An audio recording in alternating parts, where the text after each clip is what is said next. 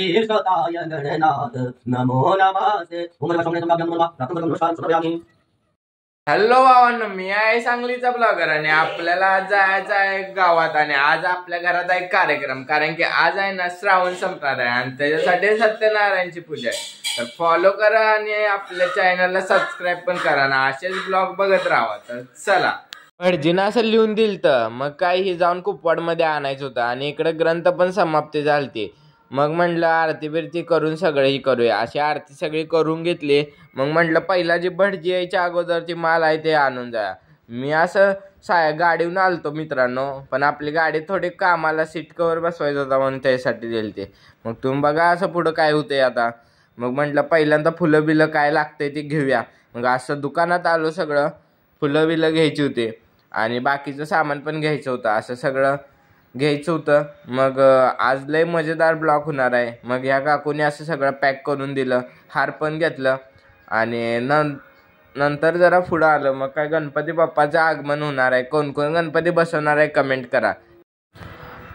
इथं काढायचं होतं बटाटे वडा आणि ती कशासाठी माहिती आहे का तुम्हाला? नवनाथ ग्रंथ आहे ना, त्याच्यासाठी नैवेद्य म्हणून बटाटे वडे लागतात त्यांना. मग असं फॅन करून ते गार व्हायला ठेवलेलं. बाकीचं पण करणार होते, मग त्यांचा पण व्ह्यू घेऊया म्हटलं. इकडं का मम्मी पण अनेक काय तर बनवालती आणि मग काय कुकर एवढं शिट्ट्या देत होता. म्हटलं त्याला तू शिरा गरम होसपर्यंत तू गारच राहा म्हटलं. मग काय असं सगळं घेतलं. एवढी मेहनतीने हे करायला ती. मग पल्लू दिदी म्हटली सगळ्यांचा ब्लॉग घेतलाय, माझा का घेतला नाही. मग तिचा पण असा घेतला मस्तपैकी. लवकर सबस्क्राईब कर म्हण. लवकर सबस्क्राईब करा. हा, मग तुम्ही पण असं सबस्क्राईब करा लवकर, लय वेळ लावू नका. काय काम चालू आहे बघूया. तर इकडं आलतो, असं दादाने खाट करायला सांगितलेली नीट आणि दादा खाट काय लय काढायला लागते. मग म्हटलं इथल्या इथंच फिरवून बघूया. तर भावानं खाट आता नीट करतो. सगळं आतलं काम झाल्यावर अशी बहीण आहे ना रांगोळी काढायला ती. मग म्हटलं हिचा पण थोडा व्ह्यू घेऊया. आणि ही तर रांगोळी एकदम कडक होती. कशी रांगोळी आहे कमेंट करून सांगा. रांगोळी काय पूर्ण झाली नव्हती, पण आपल्याला बाकीचं ब्लॉग यायचं होतं म्हणून म्हटलं जेवढे झालं तेवढ्याच तर घेऊ. तेवढ्याच भटजी पण आला आणि मला असं काम लावलं.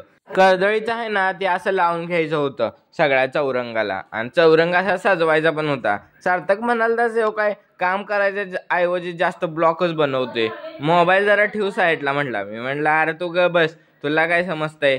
मग सगळं एक एक करून असं बांधायचं होतं. आणि हे आहे सार्थकचा टाळ आणि सगळं पूजेचं साहित्य हे आणून ठेवलेलंच. मग काय भटजीला काही त्रास नको म्हटलं.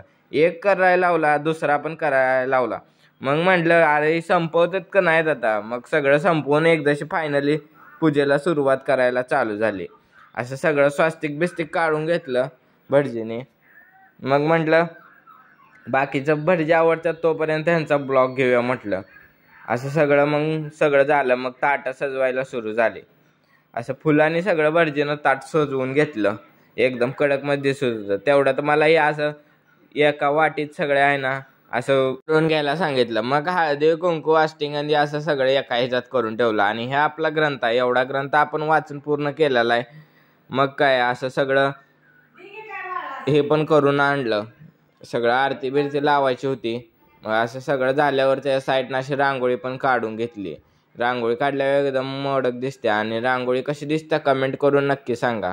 आपली पल्लू दीदी रांगोळी काढत होती. पुढं बघा अनेक रांगोळीला किती शोभा येत्या.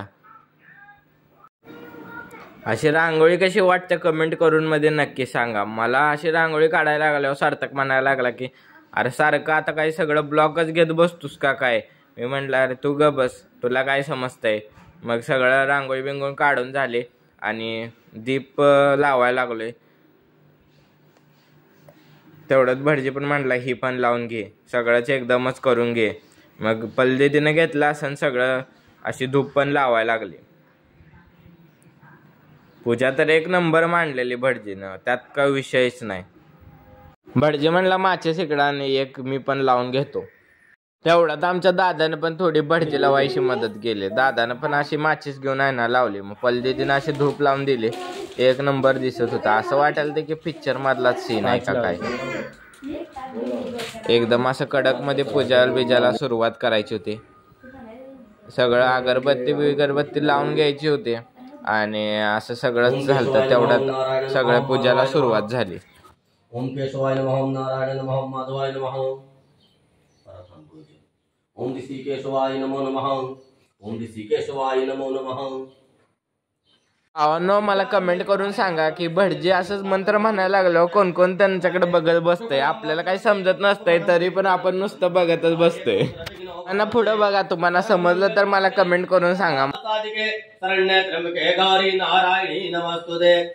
तदेव लग्नं स्वदिनं तदेव तारावलं चन्द्रवलं तदेव विद्यावलं दैवबलं तदेव लक्ष्मीपते ते अङ्गानि स्मरामि. वक्रतुण्ड महाकाय सूर्यकोटि समप्रभा निर्विघ्नं कुरु मे देव सर्वकार्येषु सर्वदा.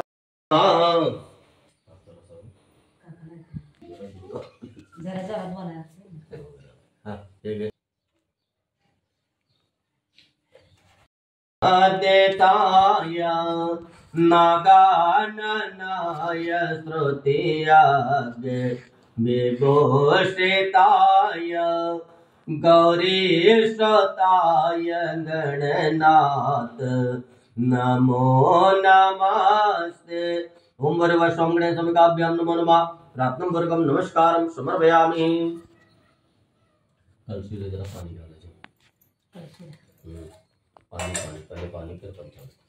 हरि ओम. ओम वाद्यवाद्यं समर्पयामि. खाली ओम वाद्यवाद्यं समर्पयामि. स्वर्गं समर्पयामि. नरवदावायिनि यत्र कावेरिका यत्र गोदावरी रसलीलारसो यत्र वृन्दावनं यत्र राजते द्वारिका यत्र काञ्चीपुरा यत्र राजते द्वारिका यत्र काञ्चीपुरम्. हरे राम श्री राम जय राम.